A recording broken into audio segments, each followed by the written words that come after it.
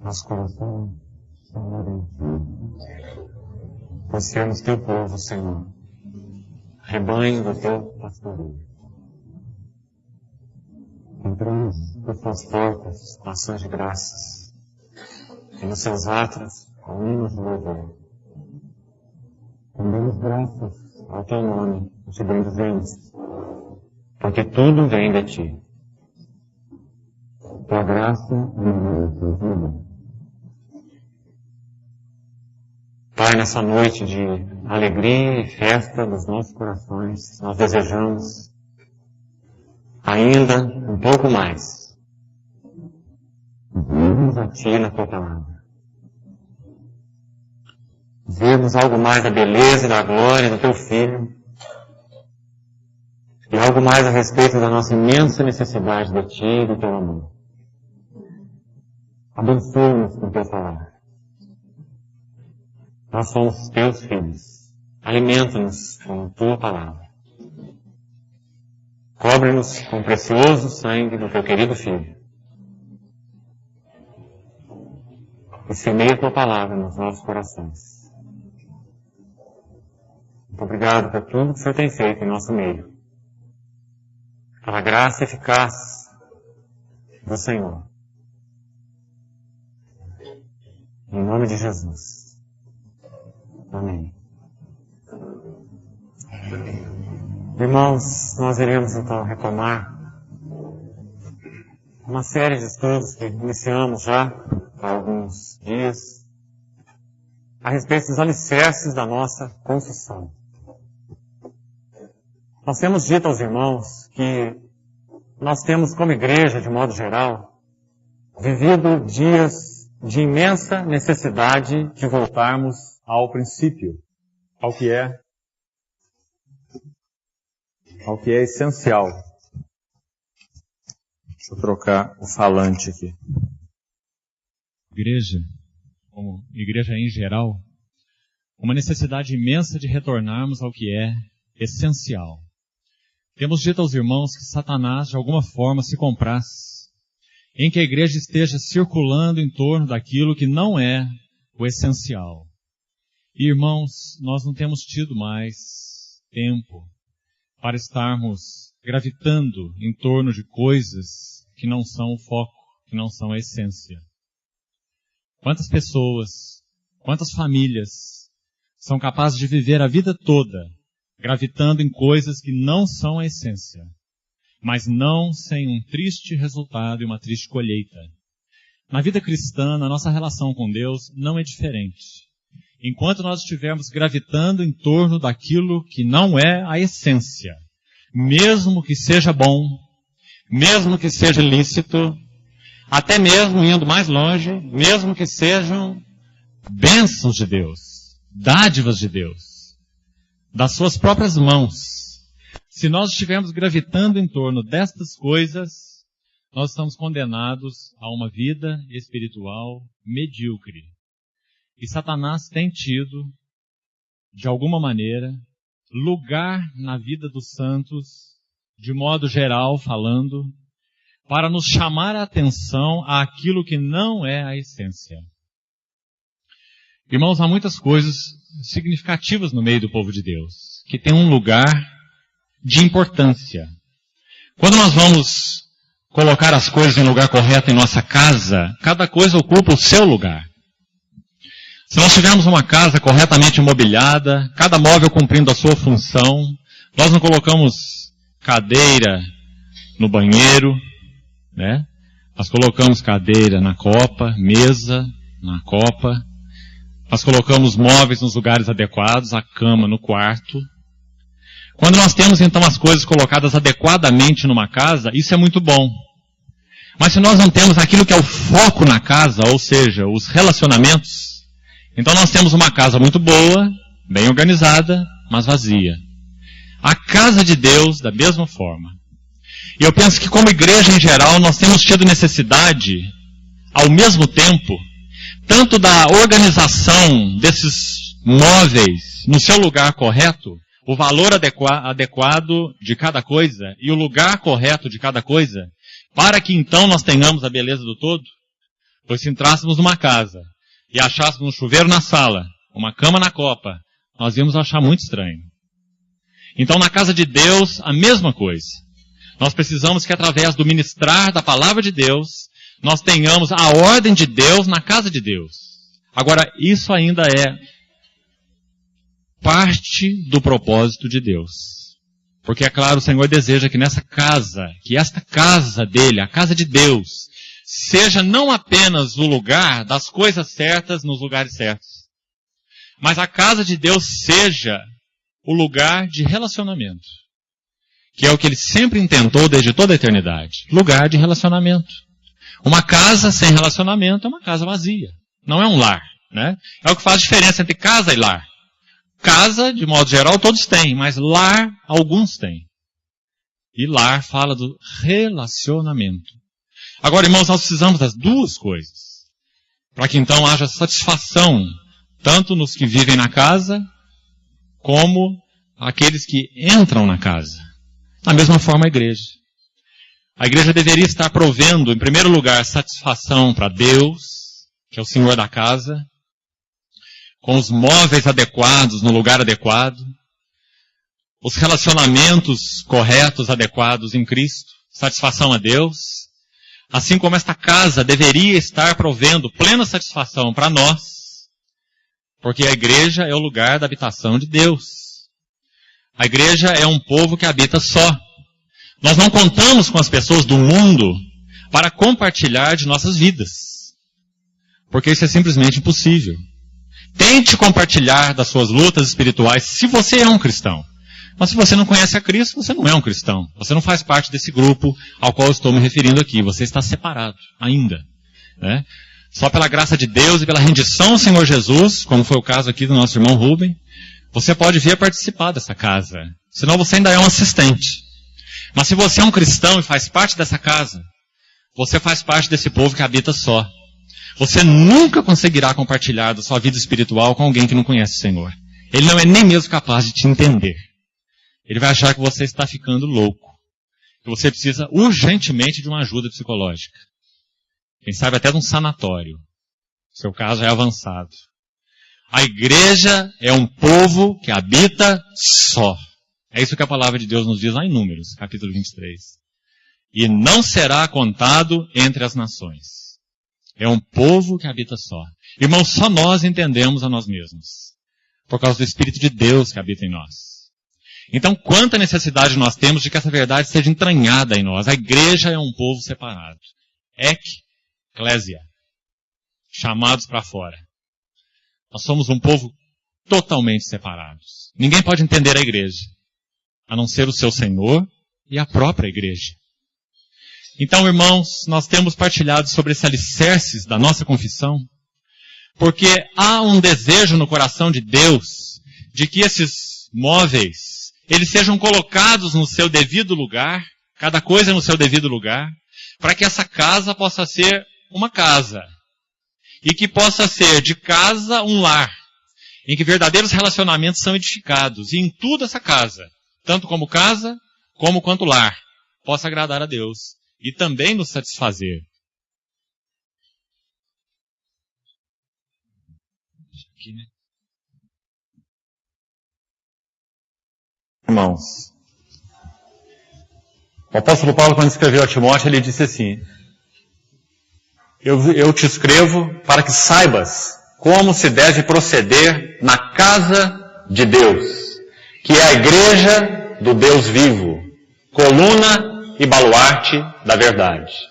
1 Timóteo capítulo 3, você abrir sua Bíblia, você vai localizar ali. 1 Timóteo capítulo 3, versos 15 e 16. Paulo diz: escrevo-te essas coisas a Timóteo, para que saibas como se deve proceder na casa de Deus, que é a igreja de Deus, casa de Deus, igreja de Deus, coluna e baluarte da verdade. E quando nós introduzimos essa série de estudos, nós já partilhamos qual o significado dessas duas palavras. Os irmãos se lembram? Coluna serve para sustentação. É a única finalidade de uma coluna. E baluarte serve para proclamação. E, de modo geral, nessas duas palavras estão contidos todo o significado da igreja. A igreja é coluna, ela sustenta, especialmente algumas verdades chamadas de essenciais, até a morte. Essa é a igreja de Deus. Agora, ela não apenas sustenta essas verdades, mas ela proclama essas verdades. Ela proclama que há um só Deus. Ela proclama que há um só mediador entre Deus e os homens, Cristo Jesus, o homem. Ela proclama que só por meio dele há expiação de pecados. Ela proclama que nós somos justificados somente pela fé. Ela proclama que esse seu Senhor morreu e ressuscitou dentre os mortos. E ressuscitando, ele repartiu conosco a sua vida ressurreta, pelo Espírito Santo que nos foi dado como um dom do alto, e que habita naqueles que nele creem. Ela proclama que há um povo nessa terra completamente diferenciado, separado pela graça de Deus de todos os outros povos. E esse povo é o corpo de Cristo, ó igreja. E a igreja proclama que esse Senhor que tudo isso fez, voltará para receber os seus santos, para habitar para sempre com ele, vendo até mesmo face a face, e para julgar o mundo com justiça e os povos com equidade. Esses são, de modo geral, os fundamentos da nossa confissão. E quando nós falamos sobre isso, nós citamos então 8 itens. Eu queria repeti-los aqui para os irmãos, que fazem parte da essência da nossa confissão. Irmãos, se nós negociarmos de alguma maneira esses itens, nós deixamos de ser, experiencialmente falando, verdadeiramente igreja. Nós vamos nos modular a algo que não é a igreja de Deus. Nós podemos continuar como um grupo social, pessoas que se gostam, que convivem, que até mesmo de alguma forma se preocupam umas com as outras, se servem, mas muitas entidades aí fora, de algum modo, fazem isso. O que diferencia a igreja não é isso. O que diferencia a igreja é exatamente essa fé como depósito que Judas, lá na sua epístola, quando escreveu, faz menção. Essa fé. Judas diz assim que nós cristãos devemos batalhar diligentemente pela fé que de uma vez por todas foi entregue aos santos. Nós já estivemos falando bastante sobre isso durante toda uma reunião antes de nosso irmão Nilton fazer a sua série sobre Tiago. Os irmãos que acompanharam se lembram. Isso que Judas, lá naquele versículo 3 e 4, chama de fé, que uma vez por todas foi dado aos santos, não se refere à fé subjetiva, ao ato de crer. Não. Se refere à fé objetiva. Judas está falando de uns itens da verdade que foram dados à igreja como um depósito. Aquilo é propriedade da igreja. Ninguém possui a não ser a igreja. Nenhum grupo possui. Nenhuma seita possui. Nenhuma religião possui. Nenhuma entidade filantrópica possui. Ninguém a não ser a igreja. Então Judas fala assim, a fé, que de uma vez por todas, ele fala de um pacote, está vendo? A fé, que de uma vez por todas foi entregue aos santos. Então nós colocamos para os irmãos 8 itens, como que uma coluna vertebral dessa confissão. Quais seriam eles? O que a igreja tem que ninguém mais tem? O que a igreja sustenta e o que a igreja proclama? Em primeiro lugar, repetindo o que já vimos, a Trindade Santa. Só a igreja possui essa verdade. A Trindade Santa. A igreja crê num Deus pessoal. Ela não crê no Deus dos místicos, no Supremo Arquiteto, num Criador distante, impessoal. A igreja é contrária ao panteísmo. Tudo é Deus. Deus está na árvore, Deus está no rio, Deus está na mata. Isso é heresia. Isso é panteísmo. Nós também não somos deístas. O deísta crê que Deus é como um relojoeiro. Ele é pessoal, sim. Ele é criador. Ele criou todas as coisas como o relojoeiro criou o relógio. Inventou o relógio. Então, ele põe para funcionar e o relógio funciona por si mesmo. Isso se chama deísmo. Deus criou e agora se mantém distante. Essa não é a posição da igreja. A igreja não sustenta isso. Porque a igreja crê que Deus é pessoal. Aí Deus é criador e Deus é sustentador. Ele permeia o que ele criou sem se confundir com o que ele criou. Então a árvore não é parte de Deus, rio não é parte de Deus, terra não é parte de Deus. Os ecologistas chamam de mãe terra, né? Acham que nós somos irmãos, irmão das árvores, irmão dos golfinhos, irmão das baleias. Não é assim? Isso é panteísmo. A igreja não sustenta isso. Deus é diferente da sua criação. E criou cada ser na sua criação com um lugar definido. E ele não só é criador, mas ele é sustentador. Tudo que ele criou, ele dá direção. Tudo que ele criou, ele dirige providencialmente, ou seja, irá cumprir um propósito. Tudo que ele criou irá cumprir um propósito. Já tem cumprido. Ele é aquele que até mesmo estabelece reis e remove reis. Ele é aquele que usa até mesmo profetas pagãos na sua hora, da sua maneira, segundo o seu interesse. Porque ele é um Deus soberano, que criou e que sustenta. E que dá um destino providencial. Então, irmãos, todas essas verdades estariam como que embutidas nesse primeiro alicerce, a Trindade Santa. Como nós falamos, cada um desses 8 alicerces que eu tenho procurado mencionar aqui, ele esconde dentro deles outros pequenos alicerces. Se nós fôssemos dissecar, e é o que temos feito aqui desde 20 anos, né? Nós vamos gastar mais 20, 40, 60, 100 anos para falar desses 8 alicerces. Porque eles são todo o conteúdo da revelação de Deus, né? Então, dentro de cada alicerce desse, nós temos vários outros pequenos alicerces. Então, quando nós falamos nesse primeiro, a Trindade Santa, o que está embutido ali? Que nós cremos em Deus que é pessoal. Nós não cremos num poder, numa força, como você vê tanto falar por aí. Energia é Deus, força é Deus, poder é Deus, isso tudo é uma besteira tremenda. Deus é um ser pessoal. Pessoal. Ele nos criou como seres pessoais à sua imagem. Nós não somos força, energia, nem poder. Nós somos pessoas. Assim como Deus é pessoa. Nós somos criados à sua imagem. Para nos relacionarmos com Ele, pessoa e pessoa. Só que Deus é uma pessoa bem diferente de nós. Ele está muito acima e além de nós. Mas Ele também habita em nós, naqueles que nele creem. Né? Então, quando nós falamos sobre o primeiro alicerce, a Trindade Santa, nós incluímos aí a nossa fé num Deus único. A fé num Deus pessoal. A fé num Deus criador e o único criador. A fé num Deus sustentador de tudo que Ele criou. A fé num Deus que tem propósito e a tudo dá direção. Nós cremos em um Deus uno em essência e trino em pessoas. Um Deus que tem uma única essência, mas subsiste em 3 pessoas que se relacionam de uma forma perfeita, de uma forma magnífica, para a qual nós também fomos chamados a esta relação. O João diz assim, a nossa comunhão é com o Pai e com o seu Filho, Jesus Cristo. Essa comunhão eterna de amor sempre é no Deus triuno, mas que se tornou uma verdade para nós quando nós cremos no Senhor Jesus. Nós somos chamados à comunhão da Trindade, do Deus triuno. Então, debaixo dessa verdade, Trindade, desse alicerce, existem outros pequenos alicerces muito importantes, que dão, assim, sustentação a ele. Mas nós já falamos sobre esse assunto. Existe uma série, um conjunto de fitas aí no nosso arquivo, exatamente com esse nome, a Trindade Santa, para os irmãos que quiserem consultar. Nós não vamos voltar nisso, nós vamos prosseguir. Depois nós já falamos também, em outra época, aí mais ou menos há um ano atrás, sobre o segundo alicerce. E o segundo alicerce é a encarnação. Irmão, nós podemos dizer que esse alicerce ele é muito especial. Primeiro porque ele está lá no início, no básico. E porque ele é realmente o fundamento da igreja. Nós não teríamos a menor condição de ser igreja, de viver como igreja. Nós não teríamos nenhuma bênção espiritual como igreja, nem mesmo igreja existiria, se nós não crêssemos na encarnação.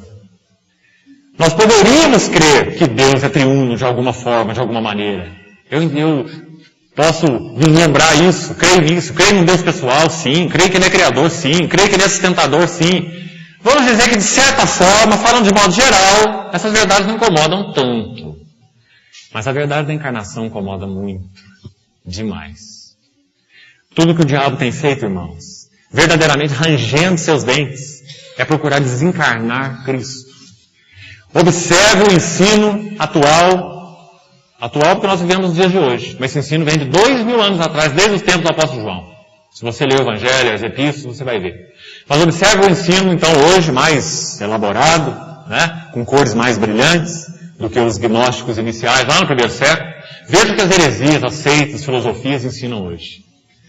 Elas ensinam que há um princípio iluminado, divino, chamado crístico. Nome bonito que eles dão. É o que a Celbiose ensina. O princípio crístico. E esse princípio crístico, ele habitou em Jesus. Mas ele é um princípio, e como princípio ele é imortal. Então ele habitou em Jesus de Nazaré, enquanto Jesus exerceu seu ministério na terra. Quando Jesus morreu, aquele princípio abandonou. E depois aquele princípio habitou em outras pessoas. Ele habitou em Buda, ele habitou em Maomé, ele habitou em Krishna, e em vários outros líderes espirituais. Então tudo que o diabo deseja é desencarnar Cristo. Porque, irmão, o que a Bíblia ensina? Não há Cristo sem Jesus. Não há como tirar Cristo de Jesus, porque é uma única pessoa. Quando Pedro olhou para Jesus, ele disse assim, tu és o Cristo, e não um Cristo.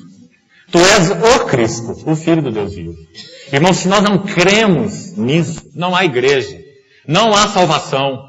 Nós não podemos ser salvos por um princípio. Nós não podemos ser salvos por uma iluminação espiritual. Nós não podemos ser salvos por anjos. Nós não podemos ser salvos por esoterismo. Por irmos de um grau de iluminação a outro grau mais esotericamente mais fechado, para outro grau, como todas as seitas caminham, todas elas da mesma maneira. Seja o Rosa Cruz, seja a maçonaria, seja o que você quiser olhar. Eles caminham da mesma forma. Grau em grau, de grau em grau, de grau em grau. Como se o homem pudesse então ser iluminado pelo conhecimento, um conhecimento esotérico, ou seja, fechado, disponível apenas a alguns, e através daqueles comunicado a outros. Então você vai adquirindo conhecimento cada vez mais oculto, mais fechado, mais elevado, e você vai se espiritualizando. Essa palavra está vulgar nos dias de hoje, né? Em qualquer rodinha hoje, onde antes se falava só de negócio, de trabalho, de dinheiro, hoje em qualquer rodinha de padaria, que você for tomar um lanche, você vai escutar pessoas falando de espiritualidade. Você já percebeu? Nós estamos vivendo uma era mística. Irmãos, a igreja hoje, nesses dias, ela tem tido uma necessidade imensa de proclamar a verdadeira espiritualidade em Cristo Jesus. A verdadeira e genuína espiritualidade. A verdadeira e genuína experiência espiritual. A realidade da salvação em Cristo, da comunhão com Cristo, do Espírito Santo de Deus habitando em nós, da nossa relação com Deus o Pai em Cristo Jesus. Essa é a verdadeira espiritualidade. Só a igreja possui a única e genuína espiritualidade. Tudo mais é confusão. Os irmãos já pensaram nisso? Você vê a igreja assim? Ou a igreja para você é mais um item no meio de toda essa bagunça? Ou você vê que a igreja é singular, corpo de Cristo, coluna e baluarte da verdade. Não de uma verdade, nem de um pedaço da verdade, nem de uma faceta da verdade, mas de toda a verdade. Coluna e baluarte da verdade. Então, irmão, se seu coração em primeiro lugar não for despertado para isso, você nunca poderá dar o valor adequado ao que Deus te constituiu. Porque você faz parte disso, irmão. Você é membro do corpo de Cristo. Você faz parte desse grupo privilegiado pela graça. Você foi chamado em Cristo Jesus. Ninguém fez a tua cabeça. Ninguém te convenceu de nada. Deus, pela graça, em Cristo te chamou. E te constituiu membro do seu corpo. Ele rasgou o véu do seu entendimento e te mostrou quem é Cristo. E Cristo, quem sabe, na sua visão, estava ocupando ali o lugar no meio de muitos, mas quando o Senhor rasgou esse véu, Cristo ocupou aquele único lugar. O Filho de Deus. O Verbo de Deus. O Verbo que se fez carne. O Verbo cheio de graça e de verdade. O Verbo cheio de glória. Quem que fez isso com você? Se você conhece a Cristo. Deus. Só o Espírito de Deus pode fazer. Então você não foi a Ele, foi Ele que foi a você. E tornou você membro da igreja, coluna e baluarte da verdade. Que bênção, né? Então meu encargo, irmãos, nesses dias que vamos passar juntos, é procurar olhar um pouquinho esse alicerce. É claro que nós não vamos ficar muito tempo em cada um deles. Não é possível. Nós temos assuntos para toda uma vida, né? Mas nós vamos dar umas pinceladas desses alicerces, para que nós, quem sabe, possamos pescar aí o que é essencial em cada um deles. Então, o primeiro nós já tocamos em vários estudos há poucos meses, talvez um ano atrás. A Trindade Santa, primeiro alicerce da igreja. O segundo alicerce, a encarnação. Nós também já tocamos nele. Já mostramos como que a Bíblia revela que o Senhor Jesus é uma pessoa com duas naturezas. 100% Deus, em nada inferior a Deus. E 100% homem, em nada inferior ao homem. Totalmente semelhante ao homem, menos o pecado. Tentado em todas as coisas a nossa semelhança. Assim como os filhos têm participação comum de carne e sangue, natureza humana, destes também Cristo Jesus participou, para que pudesse entrar na morte, e pela sua morte, destruir o diabo. É o que o autor de Hebreus nos diz, não é? E livrasse, libertasse, quebrasse as cadeias de todos aqueles que, pelo pavor da morte, estavam sujeitos à escravidão por toda a vida. Ele se encarnou, segundo alicerce, para que nós pudéssemos gozar o terceiro alicerce, que nós vamos começar alguma coisinha sobre ele hoje. Expiação. Expiar os nossos pecados. Se o nosso Salvador, esse que realizou expiação pelos nossos pecados, ele não é Deus, então nós não somos salvos. Porque a nossa dívida era para com Deus. E o único ser capaz de satisfazer Deus, a altura de Deus, da justiça de Deus, da santidade de Deus, da glória de Deus, é Deus mesmo. Ninguém pode prestar essa satisfação a Deus senão Deus. Porque ninguém tem a altura dele, a dignidade dele, a santidade dele. Então, se nós haveríamos de ser salvos, e isso significa Deus, a nossa situação com Deus estar acertada, não é com a nossa consciência em primeiro lugar, não é com a culpa do nosso coração em primeiro lugar, é com Deus em primeiro lugar. A Bíblia diz assim, todos pecaram e carecem da glória de Deus. A Bíblia diz assim, a ira de Deus se revela do céu contra toda impiedade e perversão dos homens. E nesses homens estão incluídos eu e você. Ímpios e perversos por natureza. A ira de Deus se revela. E como que isso pode ser satisfeito? Como que essa ira de Deus pode ser satisfeita? Só Deus pode prover essa salvação. Então o próprio Deus, na pessoa do Filho, se fez carne. Agora, irmãos, o nosso Salvador também tem que ser homem. Nós não podemos ser salvos por anjos, assim como não podemos ser salvos por ideologias. Nós precisamos de um Salvador humano, um homem que possa responder pelo homem, que possa representar o homem, um verdadeiro homem. E o nosso Senhor Jesus é verdadeiro homem, Deus homem. Então esse alicerce segundo da encarnação, ele é tremendamente importante. Deixe que o Espírito Santo esclareça você sobre o que tem sido dito hoje em dia que ofende esse grande alicerce, seja na boca daqueles que não conhecem o Senhor, ou seja até mesmo na boca daqueles que confessam a Cristo, mas de uma forma não muito clara. Nós temos muito disso hoje em dia. Falam de Cristo, professam Cristo, até mesmo confessam a Cristo, mas sua confissão não é clara. E você vai ver quanto disso há. Como o diabo quer mexer, solapar esse alicerce, encarnação de Cristo. Porque se ele mexer nisso, ele derruba tudo mais que vem depois. É como um dominó, em que você coloca ali um toquinho atrás do outro. Se você empurra o segundo, você derruba todos os outros, né? Ou o primeiro. Então a encarnação é esse segundo tremendo alicerce. Se você mexer nele, se confundir a respeito dele, você vai perder o valor do terceiro, que é a expiação, que nós vamos começar então a tocar hoje. O Senhor Jesus é o único capaz de realizar expiação pelo nosso pecado. Irmão, meu encargo inicial para hoje era falar sobre o dia da expiação, Levítico capítulo 16. Mas nós não vamos fazer isso. Nós vamos fazer isso, se o Senhor assim quiser, na quarta-feira. Se você quiser ler antes esse capítulo, antes da reunião de quarta-feira, Levítico capítulo 16, o dia da expiação. Nós vamos ver como a simbologia, Deus usou simbologia para nos dar tremendas verdades sobre a expiação. Mas se o nosso assunto agora, esse terceiro alicerce, é a expiação do pecado, então penso que antes de falarmos da expiação, vamos falar do pecado. Porque a nossa visão do pecado é essencial para a nossa visão da expiação. Se nós não vemos a realidade como a Bíblia aponta do pecado, então nós vamos ter dificuldades com a expiação. Por que eu preciso ser perdoado? Por que eu tenho um problema em mim que se chama culpa? Esse carrasco universal, que está aqui na consciência, na mente de todo homem, desde que ele nasce. Ninguém precisa colocar a culpa em ninguém, porque desde que o homem nasce, ele nasce com senso de culpa. Por que nós somos assim? Será que a Bíblia mostra por quê? É claro que mostra. A Bíblia coloca tudo isso debaixo dessa grande doutrina, a doutrina bíblica do pecado. E como nós falamos que debaixo de cada alicerce desses grandes 8 alicerces, existem outros pequenos que formam o conjunto, dentro do alicerce expiação, você pode colocar 2 importantes aí. A doutrina da queda e a doutrina do pecado. 2 grandes doutrinas. Você crê na queda do homem? Ou você acha que a queda do homem é historinha, como dizem muitos hoje em dia? Historinha lá de Gênesis 3, uma linguagem simbólica, figurada, que Deus usou o Éden, o jardim, aquela serpente no jardim, a mulher com aquele fruto, tudo simbólico, tudo alegórico. Como muitos têm dito hoje em dia. Ou você crê na queda do homem?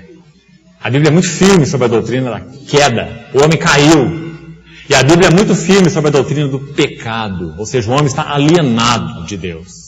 2 grandes doutrinas, importantíssimas, que nós podemos colocar debaixo desse teto, desse terceiro alicerce, expiação.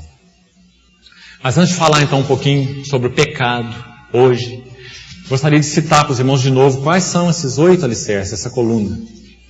A Trindade é o primeiro, a encarnação é o segundo, a expiação, onde nós vamos recomeçar agora, é o terceiro, expiação. O Senhor Jesus realizou expiação pelo nosso pecado. Depois o 4º alicerce é a justificação somente pela fé. Tremendo alicerce esse. Justificação pela fé. Depois o 5º alicerce, a ressurreição de Cristo. Nós cremos na ressurreição. A Bíblia fala muito sobre a ressurreição. O que a ressurreição de Cristo produziu. Então a ressurreição seria o 5º alicerce. Depois nós teríamos o Espírito Santo como 6º alicerce. É um alicerce também tremendo da igreja, o Espírito Santo. Depois o 7º alicerce seria o corpo de Cristo, ou a própria igreja como corpo de Cristo. Esse é um outro alicerce. Nós cremos no corpo de Cristo, ou na igreja. Então esse é o 7º alicerce. A nossa visão sobre o corpo de Cristo é muito importante, irmão. Nós vamos chegar lá e examinar. Muita coisa hoje é falada em nome de igreja. Igreja é isso, igreja é aquilo. E a igreja faz assim, a igreja pratica assim, a igreja tem esse hábito, a igreja se comporta assim, a igreja ensina isso. O que é a igreja? Quais são os moldes da igreja do Novo Testamento? Esse é um alicerce. Se nós nos perdermos nesse alicerce, nós podemos nos enganar muito. Nós podemos chamar coisas monstruosas até de igreja. Coisas que estão tão distantes do Evangelho. Chamar de igreja, né? E por último, o último alicerce, o 8º, nós colocamos debaixo do nome de o supremo propósito de Deus. Incluído nesse alicerce, nós vamos chegar lá, se o Senhor permitir. Nós temos um outro grande, incluído nesse 8º, a segunda vinda do Senhor. A segunda vinda do Senhor é um alicerce da igreja. Se a nossa esperança em Cristo se limita apenas a esta vida, somos os mais infelizes de todos os homens, diz a palavra. Nós cremos que o Senhor Jesus, o Verbo encarnado, morto, ressuscitado, ascenso aos céus e entronizado, esse nome que está acima de todo nome, ele vai voltar para arrebatar os seus santos, para eterna comunhão com ele e julgar toda a terra, segundo a resposta ou não ao Evangelho. Então nós cremos nessa grande alicerce, a segunda vinda de Cristo. Nós incluímos aí debaixo desse 8º, né? Supremo propósito de Deus. Mas hoje eu queria citar uns textos para os irmãos. Não sei se vamos ter tempo de ler muita coisa. Nosso tempo é curto. Mas eu vou pelo menos citar alguma coisa que eu considero importante a respeito do pecado. Se havemos de entender expiação, se havemos de ver algo da beleza da cruz, se havemos de ver algo do valor daquele sacrifício que o Senhor realizou na cruz do Calvário, não como mártir, não. Não como modelo, também não. Não porque ele era muito simpático a nós. Também não. Mas se nós havemos de ver a glória da cruz como ela é, nós primeiro precisamos ver o pecado, o significado do pecado. Irmão, pregar sobre o pecado é fora de moda. Porque é algo que agride segundo as palavras usadas, a decência humana. Mas, irmão, o homem é tão tolo que ele é cego a respeito de si mesmo. No século XVIII, quando na história a nossa geração humana viveu uma era chamada iluminismo, ou racionalismo, os homens, não só nessa era, mas como também em outros, mas especialmente nessa era, eram muito orgulhosos. Eles olhavam para si mesmos e se achavam o centro do universo. Todo homem assim o vê, quando não conhece a Cristo. Então eles procuravam interpretar todas as coisas por eles mesmos. Aquilo que eles não podiam compreender com a mente e com a razão não era verdadeiro. Não era real, como eles diziam. Por isso o movimento se chamou racionalismo. Aquilo que não é racional, que não se pode entender com a mente, não se pode explicar, então não é real. Só é real o que é racional. E nós tivemos grandes expoentes naquele tempo, os irmãos se lembram. Voltaire, aquele filósofo francês, né? René Descartes, Jean-Paul Sartre. Mas é interessante o que Deus fez, irmão. Dando um fim naquela era. O homem continuou com essa semente no seu coração até hoje. Quando você olha os movimentos de hoje, até mesmo dentro da igreja, você vai ver a mesma ideia. Pessoas dentro da igreja continuam achando que o homem pode ser salvo por mecanismos psicológicos. Depende dele ser melhor canalizado psicologicamente. Ou quem sabe melhor canalizado socialmente. Isso tudo é uma ofensa à cruz. Porque a Bíblia ensina a respeito do pecado. E a Bíblia ensina que nós somos um carro que sofreu um acidente, que quando a seguradora olhou, ela deu perda total. Ela não deu reforma, nem lanternagem. O homem é um caso de perda total. É o que a Bíblia ensina. Mas quantas pessoas hoje, até dentro do cristianismo, têm ensinado que o homem precisa só de lanternagem? O Evangelho é um instrumento muito útil para reparar o homem, para fazer uma lanternagem. Mas, irmãos, isso é contrário à revelação da Palavra de Deus. A Palavra de Deus diz que o assunto do homem é um assunto de perda total. Nós não precisamos ser reformados. Nós precisamos ser regenerados. Nós precisamos de um novo homem aqui dentro. Uma nova natureza, novo coração, novos sentimentos. Nós sentimos errado, falamos errado, pensamos errado e escolhemos errado. Nós precisamos escolher certo, falar certo, agir certo e pensar certo. E para isso acontecer, nós precisamos ser outra pessoa. É isso que a Bíblia ensina. E para nós sermos outra pessoa, só tem uma maneira. Nós precisamos nascer de novo. E para nós nascermos de novo, nós precisamos crer em Cristo. Quem não nascer da água e do Espírito não pode ver o reino de Deus. Não pode entrar no reino de Deus. O Senhor falou isso para aquele homem tão culto, né? Tão sábio humanamente falando, o Nicodemos. Então os irmãos vejam como os alicerces bíblicos são sólidos. O Evangelho não prega reforma, prega regeneração. Mas isso vem depois. Por que regeneração? Porque o homem é um caso de perda total. O homem é pecador. Agora, pregar isso ofende, na linguagem então que eu usei, a decência humana. Porque o homem não se vê assim. Ele acha que ele precisa mesmo de ajuda. Ele precisa de ajuda. Qualquer tipo de ajuda. Até mesmo se ele pudesse ajudar, ele conseguiria algo. Quando ele não consegue se ajudar, ele procura um grupo para ajudá-lo. Mas o que ele precisa é ajuda. A Bíblia diz que ele não pode ser mudado com ajuda nenhuma. Ele só pode ser mudado por regeneração. Ele só pode ser mudado por se relacionar com Cristo, que é Deus. Ele só pode ser mudado se Cristo for formado nele, se uma nova natureza for dada a ele, para que ele tenha uma nova maneira de pensar, nova maneira de ver a vida, nova maneira de se relacionar, de sentir, de escolher. Isso é o que a Bíblia chama de pecado, perda total. Irmão, que coisa importante. Então, quando aqueles soberbos, o homem natural, estavam ali se vangloriando da razão humana, na era do iluminismo, interessante, Deus usou um homem entre eles. Não era um cristão, era um ímpio também, chamado Jean Piaget. Você que conhece um pouquinho da história já ouviram esse nome. Deus usou esse homem, sabe para quê? Para que ele escrevesse um livro, um grande livro, muitas páginas, chamado Crítica à Razão Pura. Que coisa impressionante, né? Deus pegou um do meio deles mesmo. Vem cá você aqui, Piaget. Escreve um livrinho aqui. E coloca na cabeça desses outros aí. Porque ele era um dos mestres. E o seu livro se chama Crítica à Razão Pura. Eles se esgotaram no racionalismo e viram que eram como um cachorro correndo atrás do próprio rabo. e que nunca mordia o próprio rabo.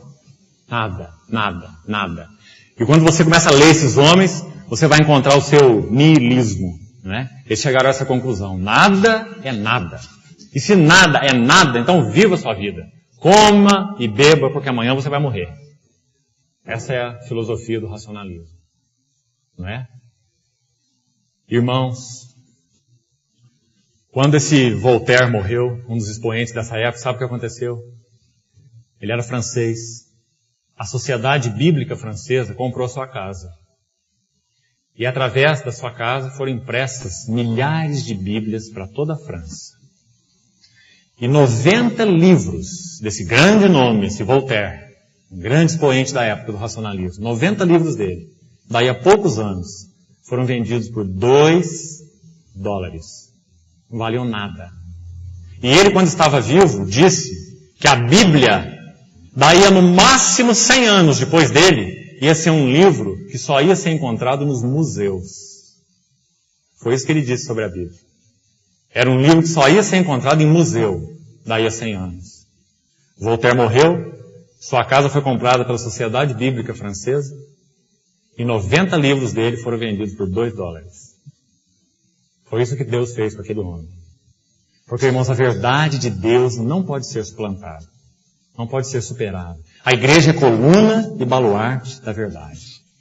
Como Deus, através dos séculos, irmãos, tem preservado a igreja como coluna e como baluarte. A questão não é essa.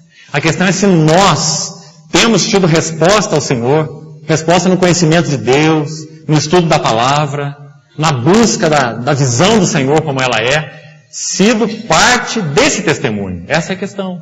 Que o Senhor irá preservar o seu testemunho, isso é certo. Mas se nós iremos fazer parte desse testemunho, essa é a questão. Então que o Senhor desperte em nós esse desejo. Nós não vamos gastar essas reuniões todas daqui para frente, procurando propriamente mexer em doutrinas, em si mesmas. Essa não é a finalidade. Nós queremos que com a ajuda do Senhor, nós possamos cavar a areia, o terreno arenoso, movediço, como o Senhor diz lá em Lucas, encontrar a profunda rocha, né, lá no fundo, encontrar a rocha e lançar sobre ela os nossos alicerces, para que nós sejamos uma casa bem fundada, não edificada sobre a areia, mas edificada sobre a rocha. Irmãos, hoje no cristianismo, nós temos visto muito do semear duas sementes. A Bíblia foi tão clara com relação a esse princípio. O Senhor lá em Deuteronômio, abra sua Bíblia em Deuteronômio, para você ver que interessante, por favor. Abra lá em Deuteronômio 22. Veja uma tipologia que fala muito dos nossos dias atuais. Deuteronômio 22, olha os versículos de 9 a 11.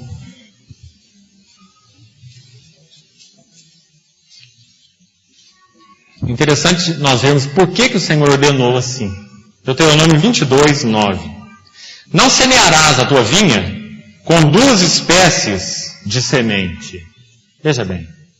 2 espécies de semente. Para que não degenere o fruto da semente que semeaste e a messe da vinha. O mesmo princípio nos versos 10 e 11, olha. Não lavrarás, arar a terra, não é? Lavrar, conjunta de boi e jumento, juntos. Você colocar de um lado ali daquele jugo um jumento, do outro lado um boi. Não te vestirás de estofos de lã e linho juntamente. O que o Senhor está falando aqui em princípio? Mistura. Você vê que quando ele estabeleceu ali em Gênesis, né, a restauração da criação, ele diz assim, cada árvore produz segundo a sua espécie. Cada semente segundo a sua espécie. Não é? Irmãos, como o Senhor condena a mistura? E como hoje na vida da igreja nós temos visto tanta mistura. Nós temos um pouco de cristianismo, um pouco de misticismo. Nós temos um pouco de Jesus e tem um pouco de anjo. Não é assim, irmão? Você tem um pouco de tudo. Uma colcha de retalhos. Feia demais. Mas o Senhor, pela sua bondade, assim como Ele fez todos os séculos, Ele tem restaurado um povo ao que é essencial. Com fundamento, com alicerce, com a verdade, com proclamação definida, clara. Lembra que quando Paulo escreveu lá para os Coríntios, falando sobre o culto deles, ele fala assim, olha, se a trombeta não der um som certeiro, como se preparará para a batalha? Se você tocar um som indefinido, como nós vamos saber se aquilo é cítara, se aquilo é flauta?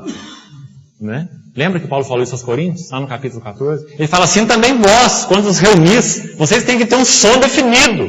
O que vocês creem? Que Deus que vocês adoram? Que tipo de Deus Ele é? Né? Quais são as verdades essenciais que vocês se apoiam? No que vocês se gloriam? Por que vocês estão juntos? Vocês têm um som definido? Os coríntios não estavam tendo. Então, irmãos, que necessidade nós temos hoje? Mas de modo geral, irmão, não é isso que agrada o povo. Não é isso. O que agrada o povo é pregação emocional. É aquela coisa que embala as emoções, que satisfaz o homem. Deus é um Papai Noel celestial.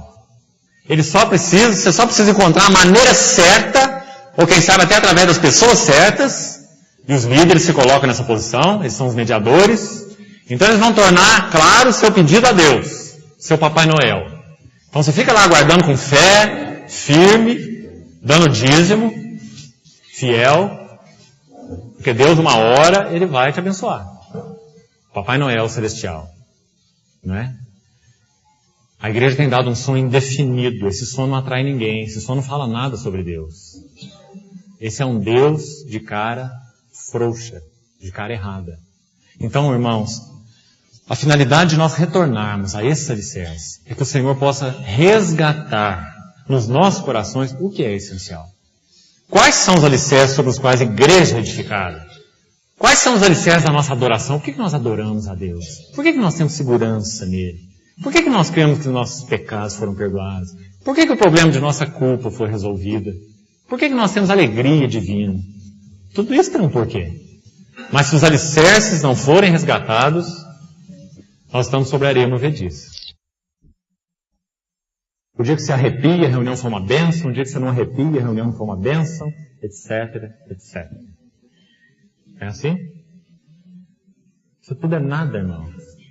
O Senhor deseja resgatar em nós a alicerce. Nós adoramos com arrepio, sem arrepio, doente, saudável, com morte, sem morte, com dor, com crise, com dor de estômago, com dor de cabeça, com problema em casa, fora de casa, com perda de emprego. Nós adoramos, porque o Senhor é fiel, bom, cuida de nós, morreu por nós, nos alicerçou firmemente na rocha. Não é? Os irmãos veem a diferença entre uma coisa e outra? Há muita diferença, irmãos. Muita diferença. O Senhor quer chamar para si um povo sadio. Não crianças. Chega um daqui, chacoalha, mexe um chocalinho bonito, aquele monte de bebês corre atrás dele. Esse aqui é um chocalho novo. Um chocalho que ninguém tocou na igreja. Vamos lá ver o que ele tem. Não é? Tem várias pessoas tocando chocalhos para todo lado. Você liga a televisão, você liga o rádio, tem chocalho de toda cor dentro da igreja, falando barbaridades, oferecendo de tudo, a baixo preço. Mas nós fomos chamados para conhecer o único Deus verdadeiro, em Cristo Jesus, e sermos uma casa alicerçada sobre a rocha. Porque, irmãos, o certo é que a enchente vem. O certo é que os rios vão transbordar. O certo é que os ventos vão soprar. Isso é certo. Porque se há uma coisa certa na vida, é o sofrimento. Então, se nós não estivermos alicerçados sobre a rocha, pior para nós. Porque o certo é o sofrimento. O certo é a velhice. O certo é a dor. O certo é a degeneração. Né? No que concerne a experiência da vida humana. Se nós não estivermos alicerçados sobre a rocha, vida cristã não pode ser improvisada. Não é improvisada. Não existe Deus de última hora. Existe tudo de última hora, menos Deus. Deus ou é um Deus de toda hora, ou Ele não será um Deus de última hora. Então, se a nossa casa não for alicerçada sobre a rocha, nós vamos perder tempo. E nós iremos sofrer. Né? Vamos tocar um pouquinho. A gente tem muito pouco tempo. Mas eu gostaria de tocar em alguma coisa. A respeito, então, do pecado. Deixa eu só citar os textos, se os irmãos quiserem vão procurando. Irmãos, a Bíblia é muito clara. Quando ela diz que nós, por essência, por natureza, nós nascemos em pecado. Nós nascemos alienados, separados. Ninguém precisa ensinar para nós ser egocêntricos.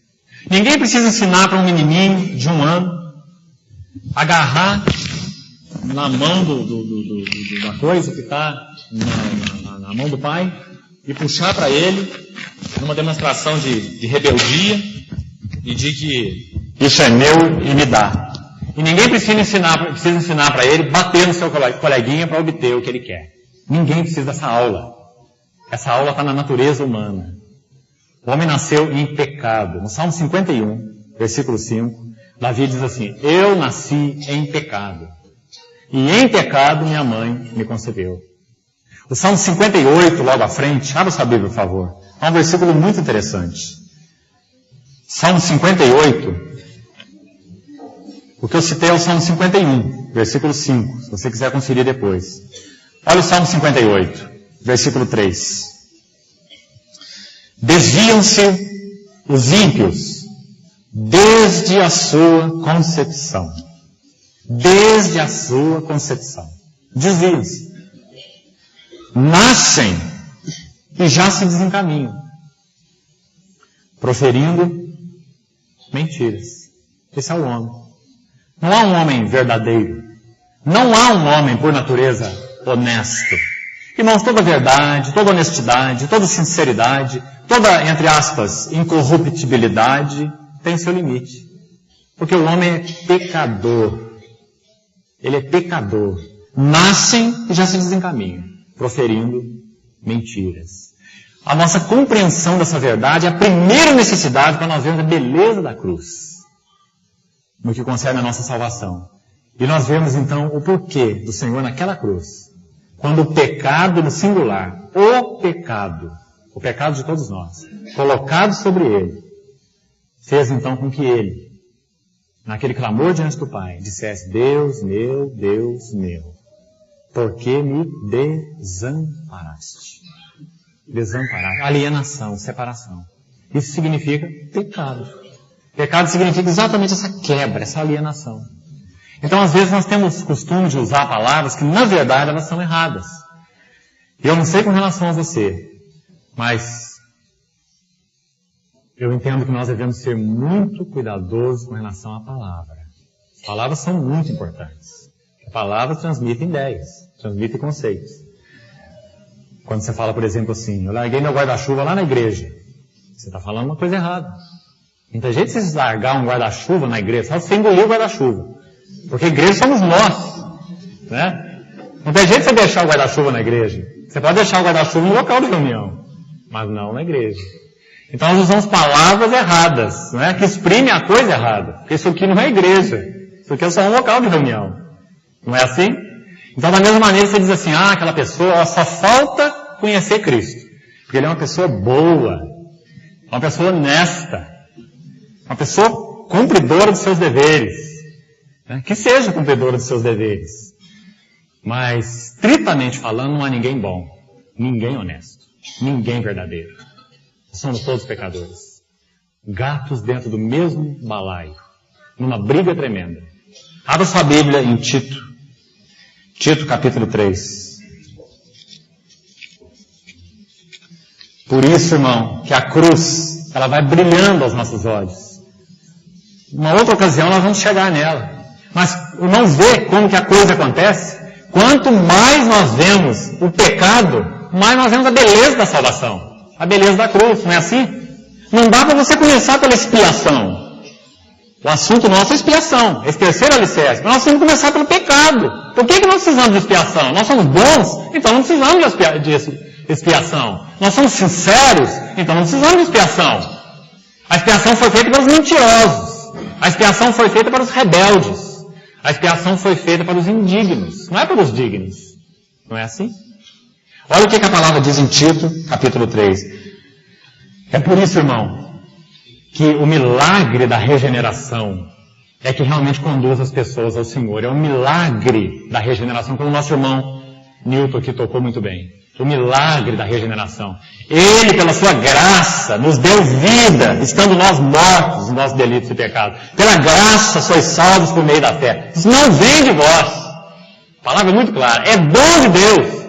Não de obra nenhuma, para que ninguém se glorie. É aí que nós temos que começar, não é? Não há ninguém bom, ninguém sincero, ninguém verdadeiro, ninguém honesto, em essência. Tito, capítulo 3, versículo 3.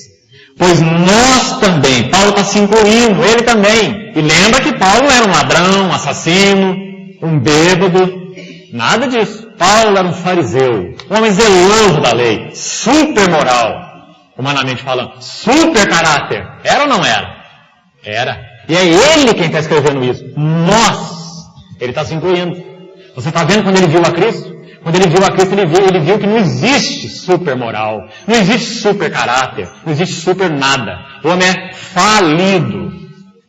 Então ele escreveu assim: pois nós também, outrora, éramos nécios. Primeira palavra que ele põe, ignorantes. Irmãos, essa é a primeira palavra que bate de frente com o homem, né? Imagina, passamos aqui em 200 e poucas pessoas. E ser confrontado por isso não é uma coisa agradável. Quem é você e eu, cada um de nós que estamos aqui? Um bando de tolos, nécios, ignorantes. Esses somos nós. Amávamos tudo, menos Deus.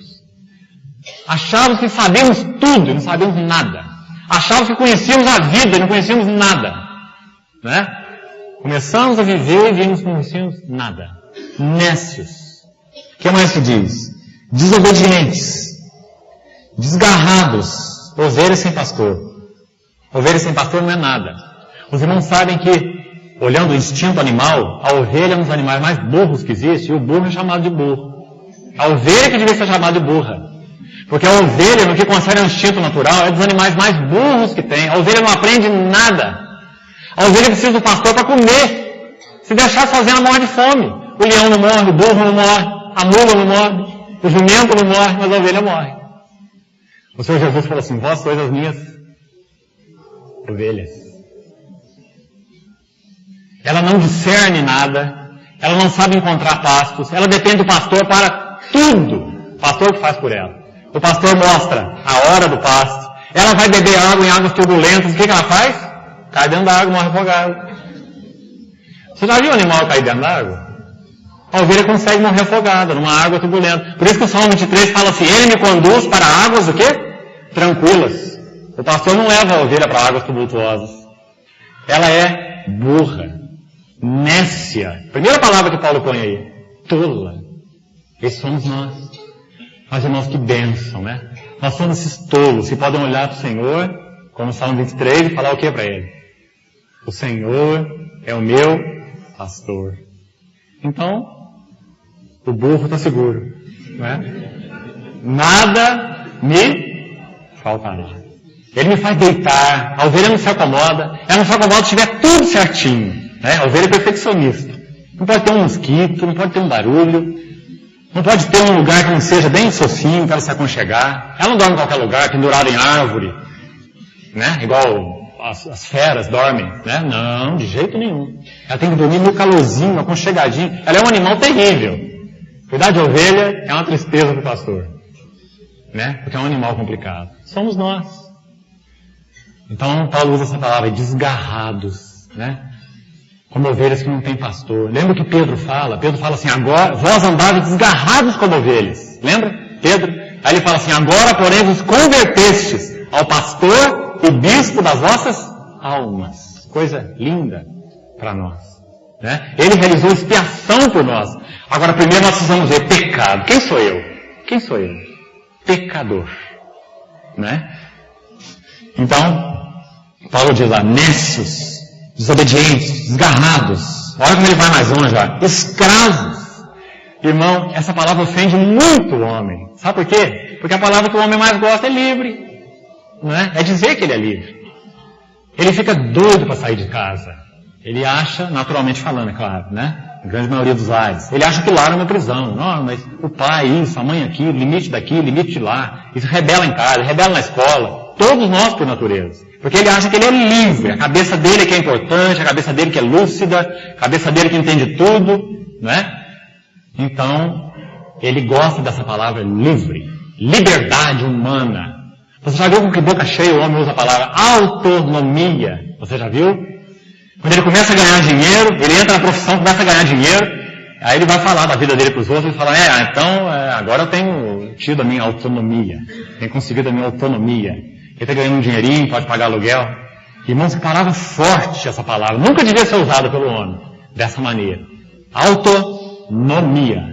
Palavra que significa nomos, lei, auto, próprio, lei própria. Ser autônomo significa ser a sua própria lei. Eu sou a minha própria lei. Eu não me guio por nada, não me rejo por nada. Eu sou a minha própria lei. O único ser autônomo no universo é Deus. Só Deus tem autonomia. Todo ser criado é dependente, porque ele foi criado. Se ele é criado, ele é dependente. Ele não é autônomo. Ele não pode viver sem o Criador. Mas o homem gosta da palavra autonomia. Ninguém me dirige, ninguém me governa. Eu compreendo, eu entendo. Né? Mas Paulo fala o contrário. Paulo fala escravo. Não é autônomo, não é livre, é escravo. Escravo do quê? Paixões e prazeres. Nós achamos que estamos por cima, né? Por cima das paixões, no governo das paixões, no governo dos prazeres. Todos nós. Tudo isso é por causa da primeira palavra. A primeira palavra aí domina tudo. Necios, não é? Nós somos necios, tolos. Então nós achamos que estamos no governo da situação. Nós não vemos que nós somos camelos. E que alguém está cavalgando sobre nós. Escravo. Escravos de toda sorte de paixões e prazeres. Mas não acabou a lista, não. Olha aí. Vivendo em malícia. Malícia. Os nossos atos são maliciosos. Claro, irmão, eu me estou me referindo ao homem natural. Cada um dos que conhece a Cristo e é regenerado e tem a natureza de Deus vai sendo formada e fortalecida em nós. Mas quem vive em nós é Cristo. Então, pela nossa relação com Cristo, Cristo vai vivendo em nós. Nós vamos amando segundo Cristo, servindo segundo Cristo. Essa é a verdade da vida cristã. A outra verdade. Mas nós estamos nessa primeira verdade. Primeira verdade sobre nós mesmos. Todos os nossos atos são maliciosos. Nenhum homem faz nada sem uma segunda intenção. Nada. Toda mão que dá na frente tem uma outra atrás esperando alguma coisa. Nem que seja um agradecimento. Nem que seja uma atitude qualquer de recompensa. Ninguém dá nada de graça. Porque o homem é malicioso. Né? Esse é o homem por natureza. Malícia. Todos os nossos melhores atos, eles são contaminados pelo pecado. Só em Cristo nós podemos fazer e servir de forma nova. Novidade de vida, como diz a palavra. Né? Mas não é só malícia, não. É inveja também. Inveja. Nós vivemos em disputa. Não é assim? Só a nova natureza em Cristo pode nos salvar da inveja. Nós somos invejosos, nós invejamos tudo. A inveja é uma arma tão grande, irmão, que grande parte desse marketing, né, que é feito aí pelos propagandistas, ele mexe com a inveja. Você já viu isso? Ele mexe com a inveja do homem. Então ele mostra uma pessoa vendo a outra ter aquilo, possuir aquilo, fazer aquilo, né? A propaganda mexe com isso. A inveja, uma pessoa cobiçando o que a outra tem. Inveja. Né? Porque assim é a natureza do homem. E o que mais? Odiosos. Odiosos. E odiando-nos uns aos outros. Aí depois no verso 4, 5 e 6, você vai ver a beleza do que ele fala aí. Mas aí é o outro lado da verdade. Ele mostra que a bondade de Deus se manifestou e em Cristo nós somos lavados com um lavar que é regenerador. Você vai ver isso no verso 5. Lindo versículo. Esse lavar regenera, ele não reforma. Ele não faz uma lanternagem. Esse lavar gera de novo, começa de novo, regenera. Lavar regenerador e renovador do Espírito Santo. Esse que regenera, ele também renova, porque mesmo regenerados, de alguma forma, se nós perdermos aquela relação vital com Jesus, por algum motivo, nossa vida pode se tornar velha, cansada, fosca, turva. Então nós precisamos do lavar não regenerador de novo, porque nós já fomos gerados de novo pelo Espírito Santo. Nós precisamos ser renovados. Os que já foram regenerados vão ser renovados. E aí diz que o Espírito Santo faz as duas coisas. No verso 5. Regenera e renova. Pela graça rica de Deus em Cristo Jesus. Então, irmão, vou terminar por aqui. Quem sabe quarta-feira a gente prossegue. A primeira verdade importante, antes da gente ver a expiação, é o pecado. Uma compreensão bíblica sobre o pecado. Para que nós tenhamos, então, um coração claro com relação à beleza da cruz. Uma visão clara com relação à glória da cruz. E, irmão, só assim, o que Paulo fala lá em Filipenses poderá ser uma verdade para nós.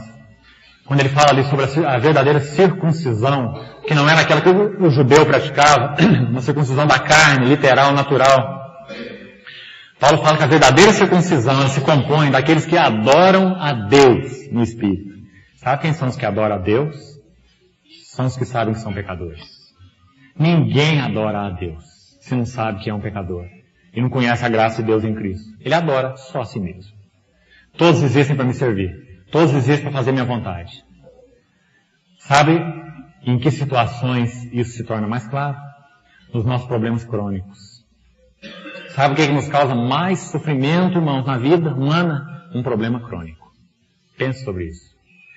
Quando você passa por um problema crítico na sua vida, uma perda, seja o que for, uma doença de alguma forma que passa, aquilo de alguma forma passa. De alguma forma tem um peso mais tênue. Mas o homem é provado quando ele sofre por muito tempo. Um problema crônico. Ele não pode mudar uma situação. Ele não pode mexer no coração do outro. E ele acha que o problema é o outro. Então ele não pode mexer no coração do outro. Ele não pode mudar aquela circunstância. É o que nos causa mais dor, mais sofrimento. Não é? Então, nós só somos adoradores de Deus quando nós temos um senso claro dessa nossa inabilidade, dessa nossa impotência. E Paulo diz, adoramos a Deus no Espírito. Depois ele diz assim, nos gloriamos em Cristo. Quem que se gloria em Cristo? Só os que sabem que são pecadores. Ninguém mais se gloria em Cristo. E depois, por último, não confiam na carne. Quem que não confia na carne? Só os que conhecem a Deus em Cristo. E os que sabem que são pecadores. Senão tudo que fazemos é baseado no que temos, né? De recursos naturais. Confiamos na carne. Posso fazer, posso falar, posso servir, posso ajudar. E nós vamos trocando os pés pelas mãos, e falando errado, e fazendo errado, e confundindo tudo, e criando problema uns com os outros, não é? Porque nós somos inábeis para servir. Enquanto nós confiamos na carne. E vamos continuar confiando na carne. A não ser que vejamos o tamanho do nosso pecado. Que o pecado não gerou só culpa sobre nós, não. O pecado gerou culpa, o pecado nos escravizou, e o pecado corrompeu. Quarta-feira talvez nós falemos um pouquinho sobre isso. O pecado gerou culpa, o pecado nos escravizou e o pecado nos corrompeu. Ele bagunçou todas as nossas motivações, elas são corrompidas. Não há nada bom por essência no homem. Tudo é corrompido. Então essa visão adequada de pecado nos dá uma visão adequada da cruz. Precisamos de um Salvador. Um Salvador fora de nós, porque por nós mesmos não dá. Tem que ser um Salvador fora de nós. Tem que ser um Salvador adequado a Deus, porque nosso problema é com Deus. Tem que ser um Salvador que possa me salvar como homem. Ele tem que ser homem. Homem que responda por mim. Homem que me represente fielmente diante de Deus. Homem que, no que concerne a salvação da alma, homem que possa me acudir nas minhas provações. Homem que possa me salvar em tudo que eu sou. Não só regenerar meu espírito, mas homem que possa mudar minha mente. Porque experimentou a mente humana. Homem que possa mudar minha vontade, porque sua vontade em tudo foi obediente a Deus. Homem que possa mudar minhas emoções, porque eu sinto errado. Um homem que sentiu conforme aquele pulsar do coração de Deus. Eu preciso de um Salvador assim. Um Salvador que regenere, comece tudo de novo. E um Salvador que mude mente, mude vontade, mude sentimentos, mude tudo. Esse é o nosso Salvador adequado. Então, primeiro precisamos ver que o pecado corrompeu tudo. Espírito, alma e corpo. Gerou culpa, escravizou e corrompeu tudo. Esse é um alicerce, irmão, bíblico. A queda e o pecado. Só vamos ver a glória da cruz debaixo dessa ótica, dessa luz. O Senhor, então, nos ajude a caminharmos nesse trilho. Amém. Ó Pai, nos ajuda, Senhor, na compreensão da Tua palavra. Nós precisamos de toda a habilitação da parte do Senhor. Nós não somos suficientes, Senhor, em nada. Somos mesmo tolos, desgarrados, desobedientes. Muito obrigado por esse lavar regenerador e renovador do Espírito Santo. Muito obrigado porque o Senhor é o nosso bom pastor, que tem cuidado das nossas vidas tão tolas, tão necessitadas, tão rebeldes. Muito obrigado por esse teu cuidado paciente de pastor, Senhor, pelas nossas almas. Continua trabalhando em nós, Senhor, pelo teu Espírito e pela tua palavra, nos convencendo do nosso pecado, da nossa pequenez e também da glória do nosso Salvador, da glória da cruz e da expiação. Ajuda-nos, Senhor. Queremos ser uma casa edificada sobre a rocha, coluna e baluarte da verdade que o Senhor depositou em nós. Nós agradecemos pela noite de reunião que o Senhor nos deu em torno de Ti, por tudo que celebramos, Senhor, junto de Ti. Muito obrigado. Continua falando, Senhor mesmo, aos nossos corações. Em nome de Jesus. Amém.